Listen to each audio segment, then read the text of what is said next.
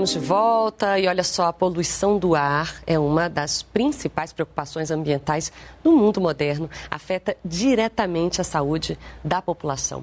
Para aprimorar essas políticas públicas voltadas para a qualidade do ar no Brasil, o Ministério do Meio Ambiente e Mudança do Clima, em parceria com o IBAMA, lançou uma consulta pública para ouvir a sociedade e coletar dados sobre esse tema. As contribuições podem ser enviadas até o dia 14 de março pela plataforma Participa Mais Brasil. Nós vamos falar sobre a importância dessa iniciativa e os desafios da gestão da qualidade do ar no país com o secretário de Meio Ambiente Urbano, Recursos Hídricos e Qualidade Ambiental do Ministério, Adalberto Maluf. Olá, bom dia para o senhor. Obrigada por participar aqui do Brasil em Dia. Olá, bom dia. Obrigado por abrir esse espaço para falar de um tema tão importante como a qualidade do ar.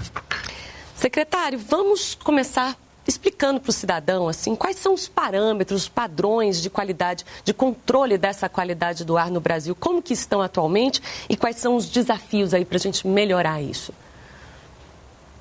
O ano passado, o Conselho Nacional do Meio Ambiente, o CONAMA, aprovou uma resolução histórica, depois de décadas de debate na sociedade, a Resolução 506. Então, ela já colocou novos padrões de qualidade do ar, começando agora em 2025, uma redução até 2044, quando a gente chegaria nos padrões de qualidade do ar do OMS lá de 2005. Então, ao mesmo tempo, a gente conseguiu agora no começo do ano, também no CONAMA, a admissibilidade de duas novas resoluções, a atualização do PRONAR, o Programa Nacional de Qualidade do Ar, e a criação de uma nova resolução sobre os episódios críticos de poluição. Como todos nós sabemos, a qualidade do ar é fundamental para a manutenção da vida, do bem-estar, o impacto na saúde pública, especialmente para as crianças, para os idosos. Então, nesse momento que a gente atualiza todos esses normativos, tivemos no ano passado a aprovação pelo Congresso da lei que instituiu a Política Nacional de Qualidade do Ar, que trouxe várias entregas que o Ministério, o IBAMA e outros parceiros precisam fazer junto com os estados.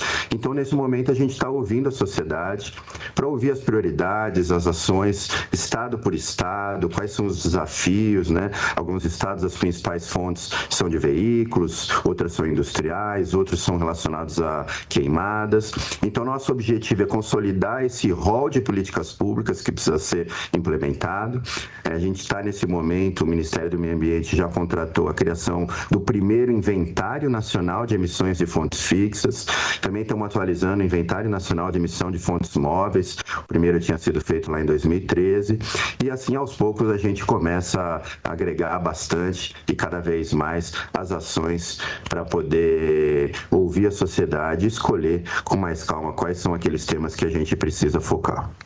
Pois é, o senhor falou de temas, a gente tem aí 3 eixos principais dessa consulta, que é a percepção da qualidade do ar, fontes de poluição e episódios críticos. Secretário, como que a população pode ajudar de forma efetiva? O que essa consulta quer ouvir da população? Olha, basicamente, nós temos um debate muito técnico, que é feito no Conselho Nacional do Meio Ambiente, que estuda as ações que os outros países vêm fazendo, as ações que os estados, poucos estados no Brasil, cumpriram aquilo que estava previsto na Resolução 491, de fazer os seus inventários, os seus planos estaduais. Então, a gente vem trabalhando muito com os estados para poder entregar o início desse trabalho, só que para a gente saber aonde focalizar, aonde se iniciar, é muito importante que a gente tenha esse respaldo da sociedade em ações de curto prazo, além dessas ações de médio e longo prazo. Então, a estratégia principal do PRONAR é limitar a nível nacional, estadual e até municipal as principais fontes de emissão, essas tipologias que a gente tem diferentes soluções possíveis de serem feitas.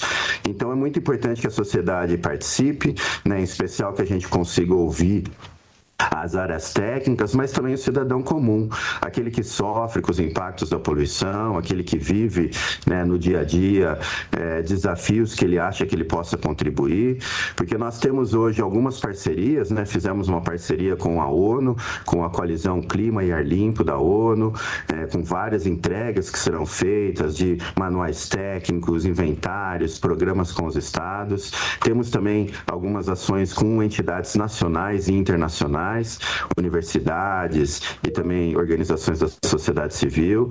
Então, depois desse rol enorme de ações e priorização, é muito importante que a sociedade, seja ela técnica, seja um cidadão comum, possa sinalizar para o governo quais são as áreas que eles acham que a gente deveria ter uma participação, ter um foco maior, e assim a gente poder ter a política pública mais estruturada em função daquilo que a gente vê nos desafios reais. Certo. Secretário, quando a gente fala de episódios críticos, a gente fala principalmente das grandes queimadas aí que a gente teve. Ano passado foi uma coisa horrorosa. O Brasil presenciou aí queimadas que afetaram e muito, né? Tiveram um impacto enorme na população, na saúde da população, de forma visível. O senhor acredita que essas informações coletadas também vão ajudar na prevenção de queimadas? Com certeza, né? Esse é um dos nossos grandes objetivos. O ano passado a gente já lançou a rede amazônica de qualidade do ar. Infelizmente, a região amazônica e também o centro-oeste eram as áreas que menos estações de monitoramento nós tínhamos, né? Apesar da previsão legal, a maior parte dos estados ainda não tinham estações de monitoramento. Então, a gente fez um trabalho com os estados, Ministério Público, Tribunais de Conta, já lá no meados de 2023. O ano passado, em 2024, a gente lançou essa rede. Hoje, a região amazônica já passou de 120, quase 130 sensores de baixo custo. Estamos trabalhando com projetos de conversão de multa dentro do IBAMA e com o Fundo de Direitos Difusos, de colocar uma rede mais ampla de estações de referência, né, na Amazônia. E o objetivo, ao ter o monitoramento e o inventário mais claro, é poder fazer esses planos de prevenção dos episódios críticos e ajudar a sociedade e os governos locais e estaduais a saber o que fazer quando esses episódios críticos ocorrem. Então, ao elencar essas ações, a gente vai planejar. Então, quando tiver um índice de poluentes, né, acabamos de atualizar, como eu comentei, o índice de qualidade do ar, então o IQAR também, que é esse que fala quando você tem episódio crítico, né, os episódios onde a sociedade precisa ficar um pouco mais alerta, a gente vai ter um rol de ações a serem feitas, que vem desde o fechamento de escolas, ou a redução da circulação de certo tipo de veículo, ou a prevenção e proibição do fogo em certas épocas, né? São um rol de ações que precisam ser discutidas com a sociedade, porque todas elas têm impacto, né? E a gente quer trazer a ciência para mostrar quais são as políticas públicas baseadas em evidências, baseadas em números reais, que podem nos atingir, nos ajudar a atingir um certo patamar de qualidade do ar. Infelizmente, a região amazônica e também uma parte do centro-oeste, onde tem muita queimada e desmatamento, estão entre os piores índices de qualidade do ar do mundo, né? Piores do Brasil, o que é uma ironia muito triste para todos nós. Então, seja nas regiões onde tem hubs industriais, seja aquela onde a poluição e junto com a inversão térmica está associada a veículos, ou seja da queimadas, nós queremos que esses planos e programas de episódios críticos sejam muito bem debatidos com a sociedade, porque para implementá-los nós precisamos que todos estejam juntos para fazer com que essa política saia do papel. Pois é, o senhor falou do setor industrial, e a indústria e o transporte geralmente são considerados aí grandes responsáveis, né, pela poluição atmosférica. Como que a gente consegue, como que o governo vai trabalhar aí justamente para conciliar, para equilibrar o desenvolvimento, o progresso com as políticas ambientais mais rígidas? A Política Nacional de Qualidade do Ar, ela trouxe essa obrigação para os estados fazerem seus inventários estaduais de emissões no prazo de 2 anos e depois um plano de gestão e redução da emissão de poluentes. Mas o governo federal preferiu não esperar os estados fazerem, né? Até porque essa previsão legal de fazer esses inventários já estava previsto lá desde 2019 e a grande maioria dos estados nunca fez. Por isso, nós contratamos um inventário nacional. Estamos finalizando esse entendimento de onde estão os grandes hubs, e a nossa proposta nessa resolução nova do PRONAR é entender, do ponto de vista regional, onde estão essas bacias de alta poluição, para entender quais são as indústrias que impactam e como isso tem que estar atrelado ao licenciamento ambiental, às ações de redução de emissão que os estados devem cobrar dos municípios. A maior parte do licenciamento ambiental no Brasil, ele é feito por estados e municípios, né, pelos entes subnacionais. Por isso a importância do Ministério do Meio Ambiente, agora com a aprovação da política nacional, que ela trouxe essa nova atribuição para a gente, de sermos os coordenadores da política nacional. Então, nosso objetivo é trabalhar com os estados, vamos fazer agora guia técnico de criação de inventários, guias técnicos de criação de programas e planos de gestão de qualidade do ar, e nosso objetivo é trabalhar de mãos dadas com os estados para identificar essas áreas, saber se está ou não saturada aquela bacia e poder propor junto com a indústria, junto com os atores, ações para mitigar a emissão de poluentes nesses lugares. É isso, e a população é importantíssima e a participação de todos, né? Eu vou repetir aqui o site, não sei se aparece aí na sua tela, www.gov.br/Participa Mais Brasil. Essa consulta pública importantíssima. As contribuições podem ser enviadas até o dia 14 de março. Olha, eu agradeço imensamente a Adalberto Maluf, ele que é secretário de Meio Ambiente Urbano, Recursos Hídricos e Qualidade Ambiental. Obrigada pelos esclarecimentos e sucesso aí na nova jornada. Obrigado e obrigado por trazer esse tão importante tema para a gente. Bom dia para o senhor. Eu queria só comunicar a vocês que hoje essa fotografia aqui é a concretização de um compromisso com a democracia que todos nós firmamos há muito tempo.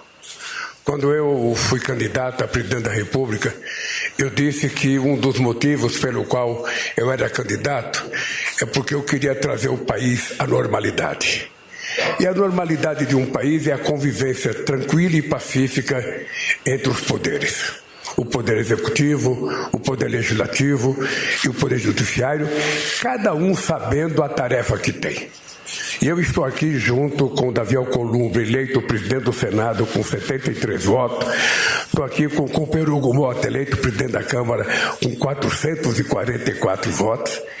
Eu estou muito feliz, porque primeiro sou amigo dos dois, tenho conhecimento do compromisso democrático que os dois têm, e eu quero na frente de vocês dizer para eles que eles não terão problema na relação política com o Poder Executivo. Eu jamais mandarei para o Senado ou para a Câmara um projeto que seja de interesse pessoal do presidente Lula ou de um partido político. Todos os projetos que nós enviaremos para o Congresso, Senado e Câmara, serão projetos de interesses vitais para o povo brasileiro. E estou convencido que daqui a 2 anos, quando a gente estiver fazendo o julgamento do meu mandato e do mandato dos dois, na Câmara e no Senado, a gente vai poder, com muito orgulho, notar que vocês da imprensa constataram que a democracia foi restabelecida na sua plenitude no nosso querido país. E eu tenho certeza, presidente Hugo Mota, tenho certeza, presidente Alcolumbre, que a nossa convivência será exemplo para o futuro e exemplo para aqueles que hoje fazem parte do presente e que muitas vezes não querem entender a necessidade da convivência democrática. Eu tenho certeza que a nossa convivência será um exemplo de fortalecimento da democracia brasileira. Cada um tendo noção exata do seu papel. Jamais eu mandarei um projeto para a Câmara dos Deputados, para o Senado, sem antes ouvir as lideranças dos partidos políticos, que é os que vão brigar lá dentro para aprovar esses projetos. Jamais nós iremos mandar um projeto sem que haja anuência daqueles que trabalham para que as coisas deem certo no Brasil. Portanto, eu quero que vocês saibam que eu estarei torcendo para o sucesso de vocês, porque o sucesso de vocês será o sucesso meu e será o sucesso do Brasil. Portanto, parabéns pela eleição, parabéns. Eu agora passo a palavra ao nosso Hugo Mota, o novo presidente da Câmara. Bem, muito bom dia a todos os presentes, a imprensa, cumprimentar o nosso presidente da República, o presidente Lula, agradecer o convite, cumprimentar aqui o meu irmão, meu amigo, senador Davi Alcolumbre, parabenizando pela eleição, líderes aqui presentes, ministros, dizer, presidente, que esse é um momento que marca o início dessa caminhada, desse próximo biênio. Nós tivemos as nossas eleições se dando no último dia 1º, no último sábado, hoje o primeiro dia útil, estamos aqui, tanto eu como o senador Davi, fazendo essa visita institucional para dizer que a Câmara dos Deputados, penso eu que também o Senado Federal, o Congresso Nacional, estará à disposição para construirmos uma pauta positiva para o país. A nossa democracia rege a nossa Constituição, que os poderes devem ser independentes e harmônicos. E essa harmonia, penso eu, que é o que o Brasil precisa, que nós tenhamos a capacidade de lá tratarmos as pautas que serão enviadas pelo Executivo, tratarmos as pautas que serão propostas pelas deputadas, pelos deputados, pelas senadoras, pelos senadores, sempre buscando termos uma agenda que seja produtiva, que temas importantes possam ser tratados e que essa harmonia, esse diálogo entre os poderes possa perseverar, porque quem ganha com isso são os mais de 200 milhões de brasileiros que dependem desse nosso relacionamento. Agradeço ao senhor aqui o convite mais uma vez, me coloco 100% à disposição para juntos trabalharmos em favor do nosso Brasil. Meu muito obrigado, que Deus nos abençoe. Vou passar aqui para o senador Davi.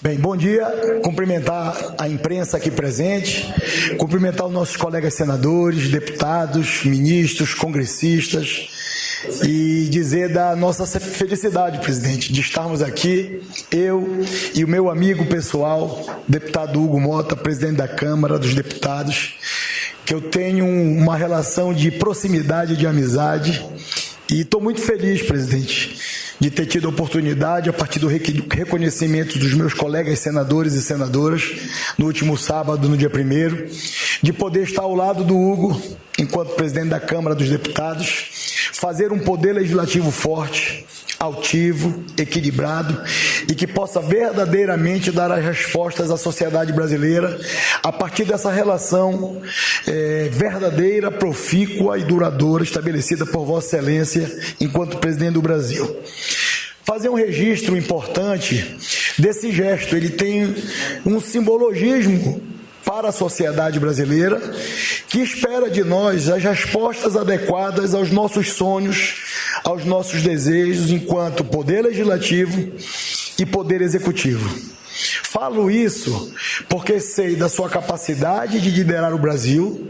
Vossa Excelência hoje é o presidente do nosso país, tem compromisso com os brasileiros e o poder legislativo não pode se furtar em ajudar o governo do Brasil a melhorar a vida dos brasileiros. E eu tenho certeza que esse é o espírito colaborativo e quero registrar publicamente em nome dos meus colegas senadores, das minhas colegas senadoras, do Congresso Nacional, assim tenho certeza e convicção que o é, sob a liderança do presidente Hugo, na Câmara dos Deputados, e é um gesto para o Brasil, um gesto de aproximação, um gesto de maturidade institucional, onde cada um, dentro das suas atribuições, tem que cumprir com as suas obrigações e olhar o que é melhor para o Brasil, mas em especial para o povo brasileiro. Nosso país ainda tem muitas desigualdades, a gente não tem tempo de criar crise onde não existe, porque o nosso tempo tem que ser aproveitado integralmente para entregar para as pessoas. Nós precisamos entregar enquanto Poder Legislativo, precisamos apoiar a agenda do governo, precisamos debater na Casa do Povo, no Congresso Nacional, aprimorar todas essas agendas importantes que são prioritárias para o governo, inclusive participar mais, propondo mais iniciativas a partir do parlamento, e eu tenho certeza absoluta, como tivemos esses 2 anos, sob a sua liderança do presidente Rodrigo Pacheco e do presidente Arthur Lira, a sua colaboração constante para que a gente possa verdadeiramente, executivo e legislativo, caminharem juntos para melhorar a vida das pessoas, dos brasileiros. Então eu estou aqui em nome do Congresso Nacional, do Senado da República, muito feliz pela relação exitosa que nós temos com o senhor e com a sua equipe, com os ministros do seu governo, que são os responsáveis também pela essa relação de articulação política no Congresso, mas eu estou muito esperançoso na relação que eu tenho pessoal de amizade com o presidente Hugo. Nós vamos estar juntos, eu já conversei muito com o Hugo já conversou muito comigo, e o espírito do Hugo e o meu é de ajudar o Brasil, ajudar o governo e ajudar os brasileiros. Conte com a gente no Congresso Nacional. Uma coisa importante, gente, só para terminar essa cerimônia aqui singela, é o seguinte. Quando eu tomei posse em 2003, havia por parte de uma parte da sociedade, por parte de muitos jornalistas, a ideia de que seria impossível governar o país porque tinha um Congresso muito adverso. E passados 2 anos, eu reconheço, Davi, reconheço Hugo, de que nós aprovamos uma PEC da transição quando eu não tinha sequer assumido o governo. Nós aprovamos o arcabouço fiscal e aprovamos uma política tributária que foi a primeira feita no regime democrático. E segundo o meu articulador político Padilha, foi o momento que mais se aprovou tudo que o governo mandou para a Câmara e para o Senado. Uma demonstração de que na hora que você está governando, na hora que você está exercendo o seu mandato, a questão ideológica que dividia durante as eleições ficam secundarizadas. E o que é prioritário são os interesses do povo brasileiro. Eu quero terminar dizendo para vocês, essa fotografia aqui é uma fotografia que o povo brasileiro pode cobrar de você, pode cobrar de você e pode cobrar de mim, porque está nas nossas mãos o tipo de Brasil que a gente quer entregar ao terminar esse biênio. Parabéns, que Deus abençoe você no seu mandato, que Deus abençoe você e que Deus nos abençoe a todos. Parabéns. Bom dia a todos e todas. Feliz ano novo para quem eu não tinha visto ainda. Começando o ano legislativo. Vocês viram, o presidente Lula recebeu o presidente eleito, já empossado do Senado, o novo presidente da Câmara. Foi um momento de reafirmarmos esse processo de reabilitação das relações institucionais do nosso país, de consolidando a democracia.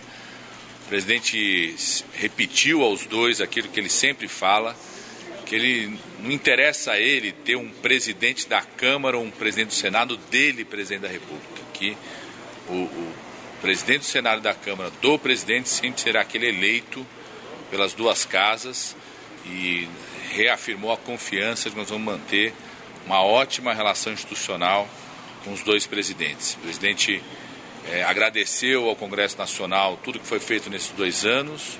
O nosso governo é o governo com a maior taxa de aprovação de projetos de iniciativa do governo da história da redemocratização. Nenhum governo aprovou tanto projetos da sua iniciativa como o nosso aprovou nesses 2 anos. A expectativa é que a gente mantenha essa taxa nos próximos 2 anos. Também conversamos com os dois presidentes que estamos trabalhando ao longo de todo o mês de janeiro junto aos ministros e ministras para apresentar ao Congresso Nacional, além da mensagem ao Congresso que vai hoje, na próxima semana, mais detalhadamente os projetos de lei que são prioritários para o governo nos próximos 2 anos.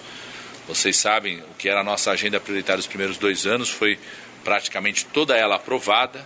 Só da área econômica são 32 projetos estratégicos da área econômica que foram aprovados nesses primeiros 2 anos.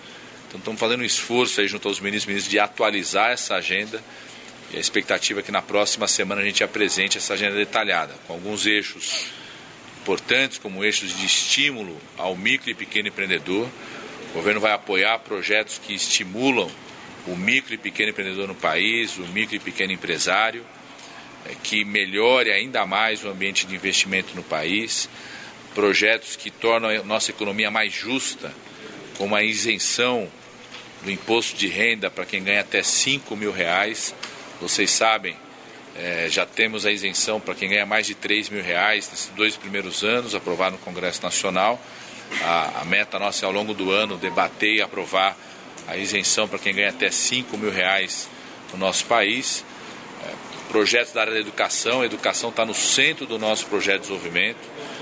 Teremos aí para o próximo ano o novo Plano Nacional de Educação, a construção de um Sistema Nacional de Educação. Esse já está, inclusive, lá no Congresso Nacional, vai ser prioridade para buscarmos aprovar esse ano.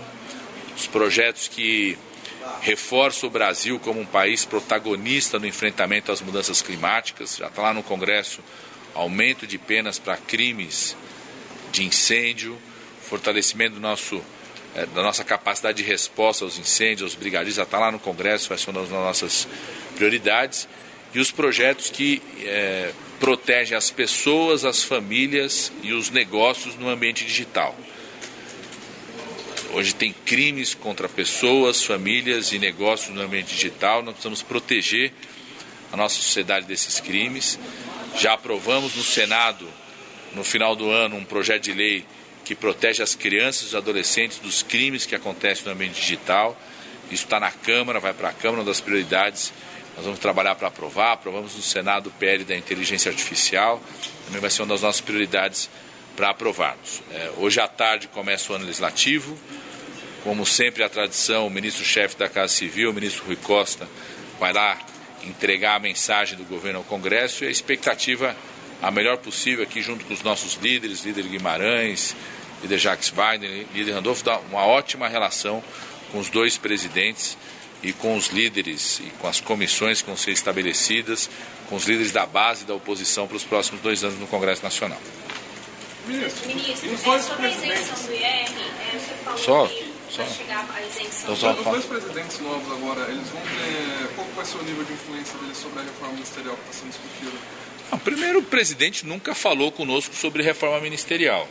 Então, o que o presidente falou, inclusive, na reunião dos ministros, publicamente, isso é público, que passada a eleição da presidência da Câmara e da presidência do Senado, ele ia se reunir com os presidentes de partidos, ministros, líderes de cada um dos partidos, para discutir sobre o governo, avaliar junto com eles como é que está a atuação de cada um dos ministros, discutir os próximos 2 anos, as prioridades de entrega nesse ano de 2025, acelerar as entregas, disputar melhor as entregas de 2025 e conversar também sobre os próximos 2 anos até 2026. Se isso significa mudança de ministros ou não, é só essa conversa, esse diálogo que vai ter. Tanto o presidente Hugo Mota quanto o presidente Davi Alcolumbre têm influência nos seus partidos, já foram líderes dos seus partidos, hoje presidem as casas. Eu acho que, sem dúvida alguma, a postura deles é muito mais como presidente das casas, não mais como um líder partidário, mas certamente, junto às lideranças dos seus partidos, junto aos ministros dos seus partidos, eles têm diálogo permanente, podem participar desse diálogo. Sobre a reforma do IR, você disse da isenção, né? Isso não vai vir dentro de um projeto de reforma do IR? E quando o Ministério da Fazenda pretende encaminhar isso para o Planalto? Isso está sendo detalhado pelo Ministério da Fazenda, não tem uma data específica apontada pelo Ministério da Fazenda, mas o próprio ministro Fernando Haddad já anunciou, tanto na reunião de ministros quanto na agenda que ele publicou para vocês, para a sociedade, de que a reforma da renda e a garantia da isenção do imposto de renda para quem ganha até R$5 mil é uma das prioridades da agenda econômica, da agenda da Fazenda, como é uma das prioridades da agenda do conjunto do governo. Mas não tem data ainda para apresentação. O Ministério da Fazenda está tecnicamente detalhando o projeto, vendo quais são os mecanismos de compensação em relação a isso. Mas o nosso esforço é aprovado em 2025, até para valer em 2026. Essa é a nossa meta e tenho certeza absoluta que nós vamos cumpri-la de novo. Já conseguimos aprovar pontos muito mais complexos e difíceis que vocês achavam que era impossível ser aprovado no Congresso Nacional, como a reforma tributária, como aprovar 3 medidas que consolidaram o marco fiscal em 3 semanas, que ajudaram o Brasil a fazer o 3º maior ajuste fiscal do mundo, segundo o FMI. O Brasil está entre os 3 países emergentes que fizeram os maiores ajustes fiscais, com uma diferença. Os outros países fizeram ajuste fiscal aumentando miséria, retraindo o crescimento, crescendo a pobreza, e o Brasil fez o 3º maior ajuste fiscal entre os países emergentes no mundo, com ritmo de crescimento maior do que os anos anteriores, com redução da desigualdade, com aumento da massa salarial e com redução da pobreza no nosso país. Sobre a questão dos alimentos, tem algo encaminhado, já foi discutido com o Congresso? Não, ainda não. Isso está sendo tecnicamente coordenado pela Casa Civil, Ministério da Agricultura, MDA, Ministério da Fazenda. Estão discutindo quais são as propostas, medidas. Não foi tratado o Congresso Nacional. O que existe da parte do governo é o espírito não intervencionista. Esse governo sabe que medidas que sejam intervenções ou truques para fazer qualquer impacto sobre isso, em geral, dão um resultado negativo.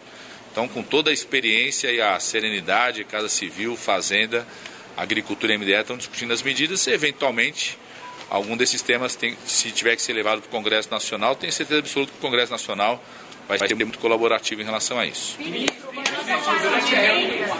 votação do orçamento vai ficar para março mesmo?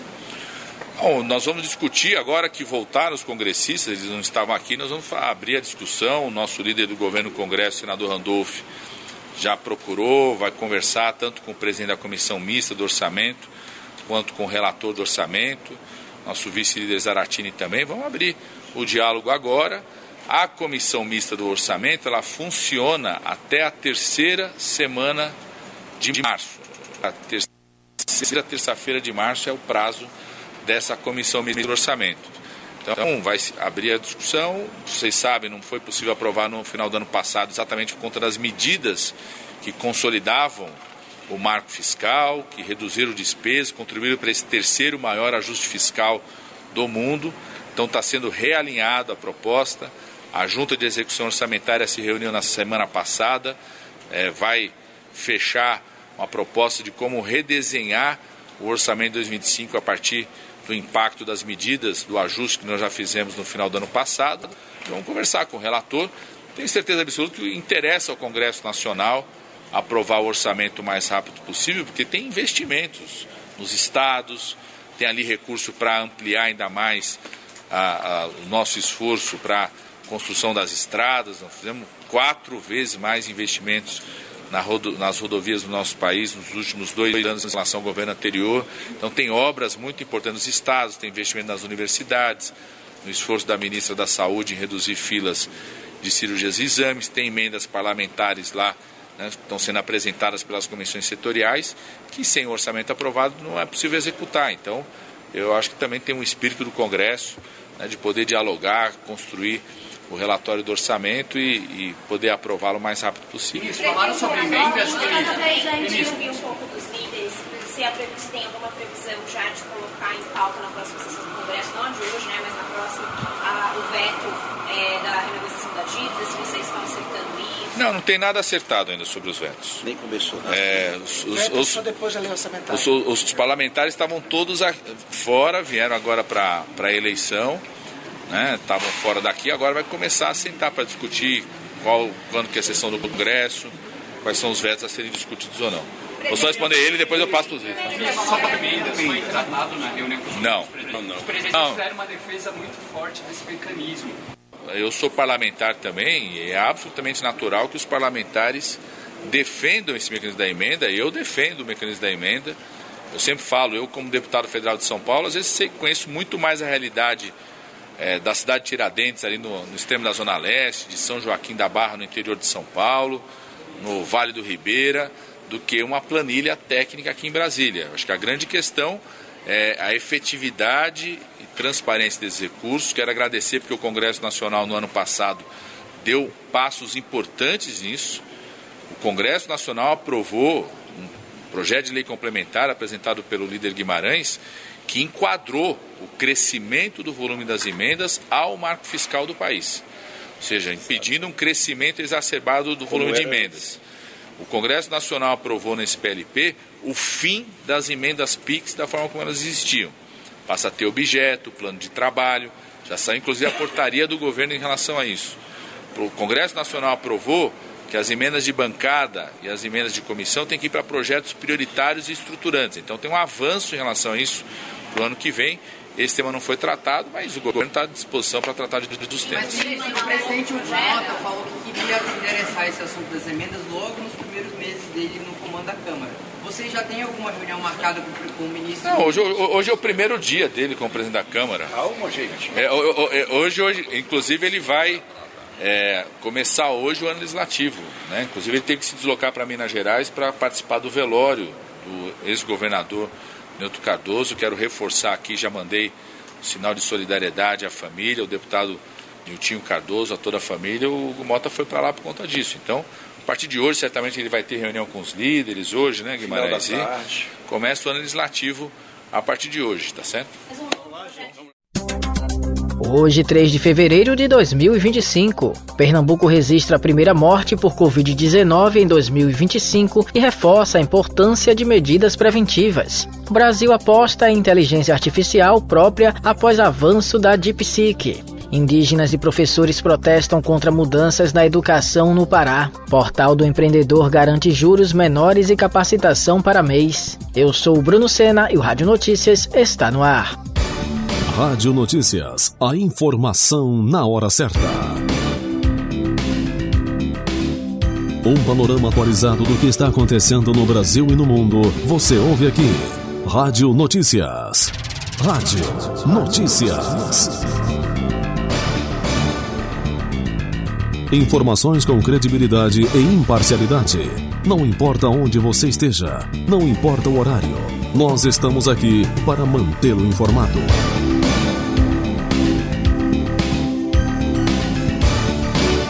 Rádio Notícias. A informação na hora certa. Pernambuco confirmou a primeira morte por Covid-19 em 2025. O óbito foi de um idoso de 84 anos, cardiopata, residente em Nazaré da Mata, que desenvolveu a síndrome respiratória aguda grave devido ao coronavírus. A informação foi divulgada pela Secretaria Estadual de Saúde na última sexta-feira, 31. Entre 29 de dezembro de 2024 e 25 de janeiro de 2025, foram registrados 2.568 casos leves e 20 casos graves de síndrome respiratória aguda grave, causados pela Covid-19. No mesmo período de 2024, os números foram maiores: 9.985 casos leves, 83 casos graves e 33 óbitos. A Secretaria de Saúde reforça que, apesar da redução nos casos graves em comparação ao ano anterior, as medidas de prevenção e controle continuam essenciais, especialmente devido à maior circulação do vírus nesta época do ano. Banco Central facilita pagamento de boletos com Pix e amplia a concorrência no mercado de duplicatas. Quem traz mais detalhes é Ailton Moreno. Uma resolução do Banco Central, que entra em vigor nesta segunda-feira 3, facilita o pagamento de boletos utilizando o Pix, sistema de transferência instantânea de recursos. A medida também cria condições para aumentar a concorrência no mercado de duplicatas, que envolve a antecipação de recursos de vendas a prazo feitas por empresas. A principal novidade é a padronização do Pix como forma de pagamento em boletos, com a inclusão de um QR Code específico no documento. Isso permitirá incorporar a agilidade e a conveniência do Pix a um método de pagamento já amplamente utilizado. Algumas instituições já testam a funcionalidade, mas as novas regras estabelecem responsabilidades claras entre os participantes, promovendo maior segurança e eficiência. Com informações para o Rádio Notícias, Ailton Moreno. A ministra da Ciência, Tecnologia e Inovação, Luciana Santos, afirmou que o Brasil pretende desenvolver modelos próprios de inteligência artificial, aproveitando as lições da DeepSeek, empresa chinesa que demonstrou ser possível avançar na tecnologia com custos reduzidos. O governo federal anunciou um plano de 23 bilhões de reais em investimentos em inteligência artificial entre 2024 e 2028, com 14 bilhões de reais destinados à inovação empresarial e mais de 5 bilhões de reais para a infraestrutura e desenvolvimento de tecnologia. A ministra destacou que a abundância de energia limpa e água no Brasil pode ser uma vantagem competitiva. O interesse brasileiro ganhou força após a DeepSeek lançar um assistente digital gratuito que exige menos dados e custa menos que modelos ocidentais como o ChatGPT. A informação na hora certa. Rádio Notícias. Vamos conferir as principais notícias nos portais, blogs e sites de Pernambuco. Tá nos portais, blogs e sites. Tá no Estação Notícias. O governo de Pernambuco publicou neste sábado 1º, em edição extra do Diário Oficial, portaria atendendo a recomendação do Ministério Público de Pernambuco, MPPE, proibindo a presença de público nos próximos 5 jogos do Santa Cruz Futebol Clube e do Esporte Clube do Recife. A decisão foi tomada de forma conjunta após a governadora Raquel Lira reunir representantes do Poder Judiciário e do MPPE na sede do Centro Integrado de Comando e Controle Estadual para monitorar a atuação das forças de segurança durante a realização do clássico entre as duas equipes que aconteceram no Recife. Tá no blog do Magno. O presidente do esporte, Yuri Romão, repudiou a proibição de torcida nos próximos 5 jogos do Rubro Negro e do Santa Cruz. Segundo o chefe do executivo, nenhum dos clubes pode ser punido dessa maneira. O deputado Felipe Carreiras, ex-líder do Blocão na Câmara dos Deputados, condenou a decisão da governadora de proibir torcidas nos próximos clássicos do futebol pernambucano. O presidente da Câmara de Vereadores do Recife, Romerinho Jatobá, apontou o dedo para o presidente da Federação Pernambucana de Futebol, Evandro Barros, como principal responsável pela violência nas ruas do Recife. Para Roberto Almeida, proibir as torcidas nos próximos jogos é só para passar a impressão que temos um governo forte. Não vai resolver o problema. Se todas as brigas sérias registradas foram nas ruas, tinha de proibir as torcidas organizadas nos locais onde elas provocaram o terror. Puniram os estádios e os torcedores sem levar em conta que no Arruda não aconteceu nada que justificasse um ato de força e deixaram margem para novos atos de vandalismo no Recife, Jaboatão dos Guararapes, Olinda e outras cidades da região metropolitana do Recife.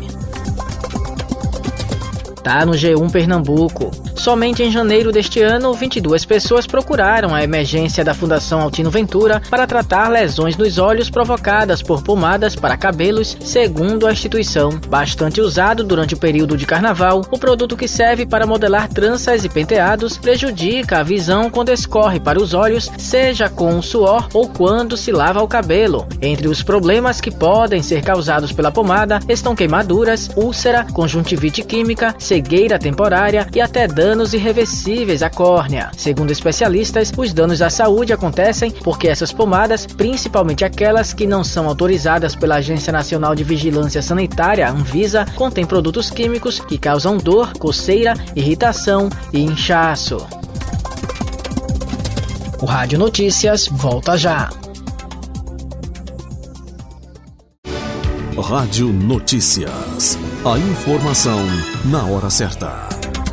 Os governos do México, China e Canadá reagiram às novas tarifas de importação anunciadas pelo presidente dos Estados Unidos, Donald Trump. A partir de 4 de fevereiro, produtos chineses serão sobretaxados em 10%, enquanto mercadorias mexicanas e canadenses terão tarifas de 25%, com exceção do petróleo canadense, que sofrerá um acréscimo de 10%. O primeiro-ministro do Canadá respondeu imediatamente, impondo uma tarifa equivalente de 25% sobre produtos norte-americanos. No México, a presidente classificou a medida como arbitrariedade comercial e discutiu estratégias de resposta com empresários. Já a China afirmou que deplora e se opõe firmemente às novas tarifas e estuda levar a questão à Organização Mundial do Comércio. Apesar das reações, Trump alertou que pode aumentar ainda mais as taxas caso os países tomem medidas retaliatórias. Setor público consolidado registra déficit de 0,4% do PIB em 2024, revela Banco Central. Marquesan Araújo traz mais informações. O setor público consolidado, que é composto por União, estados, municípios e empresas estatais, registrou um déficit primário de 47,6 bilhões de reais em 2024. O valor corresponde a 0,4% do Produto Interno Bruto. Os dados foram divulgados pelo Banco Central. De acordo com a instituição financeira, em 2023, o déficit registrado foi de 249,1 bilhões, ou seja, 2,28% do PIB. No mês de dezembro do ano passado, o setor público contou com um superávit primário de 15,7 bilhões de reais no setor público consolidado. Já no mesmo mês de 2023, houve um déficit de 129,6 bilhões. Ainda de acordo com o órgão, no ano passado, os juros nominais do setor público consolidado apropriados pelo critério de competência chegaram a 950,4 bilhões de reais, o equivalente a 8,05% do PIB. A dívida líquida do setor público, por sua vez, ficou em 7,2 trilhões em 2024. A quantia corresponde a 61,1% do PIB. No que diz respeito à dívida bruta do governo federal, que compreende o governo federal, o INSS e os governos estaduais e municipais, o resultado foi de 76,1% do PIB, ficando em 9 trilhões de reais no ano passado. Reportagem Marquesan Araújo. Lideranças indígenas ocupam há 20 dias a sede da Secretaria Estadual de Educação do Pará, em Belém, com apoio de professores da rede estadual que estão em greve desde o dia 23. O protesto é contra mudanças que podem substituir o ensino presencial pelo remoto e a retirada de direitos da categoria. Além disso, indígenas e quilombolas reivindicam políticas específicas para a educação em seus territórios. O governo estadual propôs criar uma comissão para revisar a legislação, mas os manifestantes aguardam garantias antes de suspender a mobilização. A Polícia Militar foi acionada para conter protestos, enquanto o Ministério Público Federal cobra um posicionamento do governo federal sobre a implementação do ensino à distância para comunidades tradicionais. Rádio Notícias. A informação na hora certa. Portal do Empreendedor terá sistema de avaliação para oferecer juros mais baixos. A plataforma também visa ampliar a participação dos pequenos empreendedores em exportações. Quem explica pra gente é Natália Guimarães. Os microempreendedores individuais MEIs vão ter acesso a juros mais baixos por meio do Portal do Empreendedor, plataforma do governo federal. O sistema vai reunir dados de todas as microempresas do Brasil e oferecerá uma avaliação que poderá reduzir os juros. As novidades foram anunciadas pelo ministro do Empreendedorismo, da Microempresa e da Empresa de Pequeno Porte, Márcio França. Segundo o ministro, o Portal do Empreendedor reunirá os contatos de WhatsApp dos empreendedores para facilitar o envio de informações sobre benefícios disponíveis, tornando o acesso às capacitações mais rápido e adequado ao meio digital. Márcio França explica que, abre aspas, no portal todos os empreendedores vão poder ter os seus nomes colocados ali dentro e nós vamos ranquear, dar um rating de avaliação para cada um desses empreendedores. De maneira que, se você é um empreendedor e se dispuser a fazer 3 cursos de gestão financeira, de gestão de negócios, de exportações, que nós vamos oferecer gratuitamente no próprio portal, a gente te dá estrelinhas. E quanto mais estrelinhas, mais barato vai ficar o seu juro. Fecha aspas. De acordo com dados do Sebrae, há 22 milhões de micro e pequenas empresas no Brasil, responsáveis por 55% dos empregos com carteira assinada e 30% do PIB nacional. Em relação às exportações, a plataforma também visa ampliar a participação dos pequenos empreendedores, que atualmente é de apenas 1% no Brasil, comparada aos 68% da China. O objetivo é buscar alternativas nos portais que já facilitam esse processo. Além disso, a Amazon Brasil firmou um acordo para capacitar microempreendedores e pequenas empresas no comércio eletrônico. A parceria inclui ações voltadas para negócios liderados por mulheres e empreendedores de produtos sustentáveis, além de oferecer ferramentas e suporte para fortalecer a presença digital desse público. Reportagem Natália Guimarães. Uma investigação revelou que a Minerva Foods, segunda maior processadora de carnes do Brasil, recebeu pelo menos 10 bilhões de reais em créditos do mercado financeiro desde 2019. Parte desse dinheiro foi usada para ganhar fornecedores de gado com histórico de desmatamento e envolvimento em redes de lavagem de gado ilegal. Entre os beneficiados estão pecuaristas com embargos ambientais e políticos que defendem a redução das áreas de reserva legal na Amazônia. Os títulos da dívida foram estruturados por bancos e corretoras na Bolsa de Valores e atraíram investidores, ampliando o financiamento de fazendas que avançam sobre áreas protegidas, incluindo terras indígenas. Você acabou de ouvir Rádio Notícias, a informação na hora certa. Obrigado pela audiência. Hoje, 3 de fevereiro de 2025, STF cobra explicações sobre aumento no serviço funerário em São Paulo. Brasil aposta em inteligência artificial própria após avanço da DeepSeek. Indígenas e professores protestam contra mudanças na educação no Pará. Portal do Empreendedor garante juros menores e capacitação para MEIs. Eu sou o Bruno Sena e o Rádio Notícias está no ar. Rádio Notícias, a informação na hora certa. Um panorama atualizado do que está acontecendo no Brasil e no mundo, você ouve aqui. Rádio Notícias. Rádio Notícias.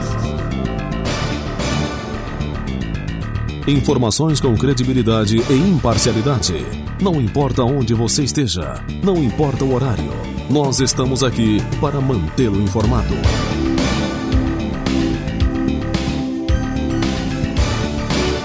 Rádio Notícias. A informação na hora certa. O ministro Flávio Dino, do Supremo Tribunal Federal, determinou que a Prefeitura de São Paulo se manifeste sobre o aumento nos preços dos serviços funerários após a privatização do setor. O prazo para a resposta é de 15 dias úteis. A ação foi movida pelo PCdoB, que alega a exploração comercial abusiva, principalmente no momento de maior vulnerabilidade de famílias enlutadas. A Prefeitura argumenta que a concessão visa modernizar os cemitérios e nega aumentos abusivos, afirmando que houve apenas reajustes moderados e até reduções em alguns casos. No entanto, um relatório técnico do STF apontou elevação de preços em diversos planos funerários. Na decisão, Flávio Dino reforçou a relevância do caso, afirmando que serviços públicos ligados à vida e à morte têm estatura constitucional e não podem ser tratados apenas como questões de mercado. Banco Central facilita pagamento de boletos com Pix e amplia a concorrência no mercado de duplicatas. Quem traz mais detalhes é Ailton Moreno. Uma resolução do Banco Central, que entra em vigor nesta segunda-feira 3, facilita o pagamento de boletos utilizando o Pix, sistema de transferência instantânea de recursos. A medida também cria condições para aumentar a concorrência no mercado de duplicatas, que envolve a antecipação de recursos de vendas a prazo feitas por empresas. A principal novidade é a padronização do Pix como forma de pagamento em boletos, com a inclusão de um QR Code específico no documento. Isso permitirá incorporar a agilidade e a conveniência do Pix ao método de pagamento já amplamente utilizado. Algumas instituições já testam a funcionalidade, mas as novas regras estabelecem responsabilidades claras entre os participantes, promovendo maior segurança e eficiência. Com informações para o Rádio Notícias, Ailton Moreno. A ministra da Ciência, Tecnologia e Inovação, Luciana Santos, afirmou que o Brasil pretende desenvolver modelos próprios de inteligência artificial, aproveitando as lições da DeepSeek, empresa chinesa que demonstrou ser possível avançar na tecnologia com custos reduzidos. O governo federal anunciou um plano de 23 bilhões de reais em investimentos em inteligência artificial entre 2024 e 2028, com 14 bilhões de reais destinados à inovação empresarial e mais de 5 bilhões de reais para a infraestrutura e desenvolvimento de tecnologia. A ministra destacou que a abundância de energia limpa e água no Brasil pode ser uma vantagem competitiva. O interesse brasileiro ganhou força após a DeepSeek lançar um assistente digital gratuito que exige menos dados e custa menos que modelos ocidentais como o ChatGPT. A informação na hora certa. Rádio Notícias. Os governos do México, China e Canadá reagiram às novas tarifas de importação anunciadas pelo presidente dos Estados Unidos, Donald Trump. A partir de 4 de fevereiro, produtos chineses serão sobretaxados em 10%, enquanto mercadorias mexicanas e canadenses terão tarifas de 25%, com exceção do petróleo canadense, que sofrerá um acréscimo de 10%. O primeiro-ministro do Canadá respondeu imediatamente, impondo uma tarifa equivalente de 25% sobre produtos norte-americanos. No México, a presidente classificou a medida como arbitrariedade comercial e discutiu estratégias de resposta com empresários. Já a China afirmou que deplora e se opõe firmemente às novas tarifas e estuda levar a questão à Organização Mundial do Comércio. Apesar das reações, Trump alertou que pode aumentar ainda mais as taxas caso os países tomem medidas retaliatórias. Setor público consolidado registra déficit de 0,4% do PIB em 2024, revela Banco Central. Marquesan Araújo traz mais informações. O setor público consolidado, que é composto por União, estados, municípios e empresas estatais, registrou um déficit primário de 47,6 bilhões de reais em 2024. O valor corresponde a 0,4% do Produto Interno Bruto. Os dados foram divulgados pelo Banco Central. De acordo com a instituição financeira, em 2023, o déficit registrado foi de 249,1 bilhões, ou seja, 2,28% do PIB. No mês de dezembro do ano passado, o setor público contou com um superávit primário de 15,7 bilhões de reais no setor público consolidado. Já no mesmo mês de 2023, houve um déficit de 129,6 bilhões. Ainda de acordo com o órgão, no ano passado, os juros nominais do setor público consolidado apropriados pelo critério de competência chegaram a 950,4 bilhões de reais, o equivalente a 8,05% do PIB. A dívida líquida do setor público, por sua vez, ficou em 7,2 trilhões em 2024. A quantia corresponde a 61,1% do PIB. No que diz respeito à dívida bruta do governo federal, que compreende o governo federal, o INSS e os governos estaduais e municipais, o resultado foi de 76,1% do PIB, ficando em 9 trilhões de reais no ano passado. Reportagem Marquesan Araújo. Lideranças indígenas ocupam há 20 dias a sede da Secretaria Estadual de Educação do Pará, em Belém, com apoio de professores da rede estadual que estão em greve desde o dia 23. O protesto é contra mudanças que podem substituir o ensino presencial pelo remoto e a retirada de direitos da categoria. Além disso, indígenas e quilombolas reivindicam políticas específicas para a educação em seus territórios. O governo estadual propôs criar uma comissão para revisar a legislação, mas os manifestantes aguardam garantias antes de suspender a mobilização. A Polícia Militar foi acionada para conter protestos, enquanto o Ministério Público Federal cobra um posicionamento do governo federal sobre a implementação do ensino à distância para comunidades tradicionais. Rádio Notícias. A informação na hora certa. Portal do Empreendedor terá sistema de avaliação para oferecer juros mais baixos. A plataforma também visa ampliar a participação dos pequenos empreendedores em exportações. Quem explica pra gente é Natália Guimarães. Os microempreendedores individuais MEIs vão ter acesso a juros mais baixos por meio do Portal do Empreendedor, plataforma do governo federal. O sistema vai reunir dados de todas as microempresas do Brasil e oferecerá uma avaliação que poderá reduzir os juros. As novidades foram anunciadas pelo ministro do Empreendedorismo, da Microempresa e da Empresa de Pequeno Porte, Márcio França. Segundo o ministro, o Portal do Empreendedor reunirá os contatos de WhatsApp dos empreendedores para facilitar o envio de informações sobre benefícios disponíveis, tornando o acesso às capacitações mais rápido e adequado ao meio digital. Márcio França explica que, abre aspas, no portal todos os empreendedores vão poder ter os seus nomes colocados ali dentro e nós vamos ranquear, dar um rating de avaliação para cada um desses empreendedores. De maneira que, se você é um empreendedor e se dispuser a fazer 3 cursos de gestão financeira, de gestão de negócios, de exportações, que nós vamos oferecer gratuitamente no próprio portal, a gente te dá estrelinhas. E quanto mais estrelinhas, mais barato vai ficar o seu juro. Fecha aspas. De acordo com dados do Sebrae, há 22 milhões de micro e pequenas empresas no Brasil, responsáveis por 55% dos empregos com carteira assinada e 30% do PIB nacional. Em relação às exportações, a plataforma também visa ampliar a participação dos pequenos empreendedores, que atualmente é de apenas 1% no Brasil, comparada aos 68% da China. O objetivo é buscar alternativas nos portais que já facilitam esse processo. Além disso, a Amazon Brasil firmou um acordo para capacitar microempreendedores e pequenas empresas no comércio eletrônico. A parceria inclui ações voltadas para negócios liderados por mulheres e empreendedores de produtos sustentáveis, além de oferecer ferramentas e suporte para fortalecer a presença digital desse público. Reportagem Natália Guimarães.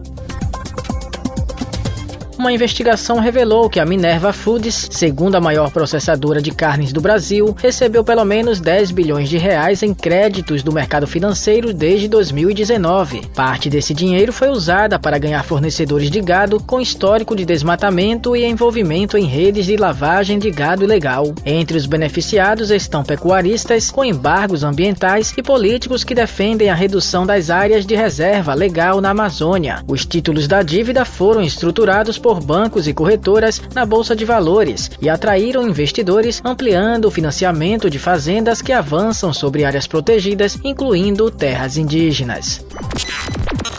Você acabou de ouvir Rádio Notícias, a informação na hora certa. Obrigado pela audiência. Precisamos ficar em alerta para 3 doenças causadas por diferentes vírus, mas que são transmitidas pelo mesmo mosquito, o Aedes aegypti. São elas, dengue, chikungunya e zika, consideradas graves, podem até matar se não forem tratadas. Assim, temos o dever de reforçar as medidas de prevenção para evitar o aumento de casos dessas doenças. A orientação é reforçar as ações para eliminar criadouros e possíveis focos do mosquito. É um combate diário em que somos responsáveis por nós e por toda a comunidade. Eliminando a água parada de uma vez só, excluímos a dengue, zika e chikungunya. Uma campanha Rede Ubuntu. Precisamos ficar em alerta para 3 doenças causadas por diferentes vírus, mas que são transmitidas pelo mesmo mosquito, o Aedes aegypti. São elas, dengue, chikungunya e zika, consideradas graves, podem até matar se não forem tratadas. Assim, temos o dever de reforçar as medidas de prevenção para evitar o aumento de casos dessas doenças. A orientação é reforçar as ações para eliminar criadouros e possíveis focos do mosquito. É um combate diário em que somos responsáveis por nós e por toda a comunidade. Eliminando a água parada de uma vez só, excluímos a dengue, zika e chikungunya. Uma campanha Rede Ubuntu.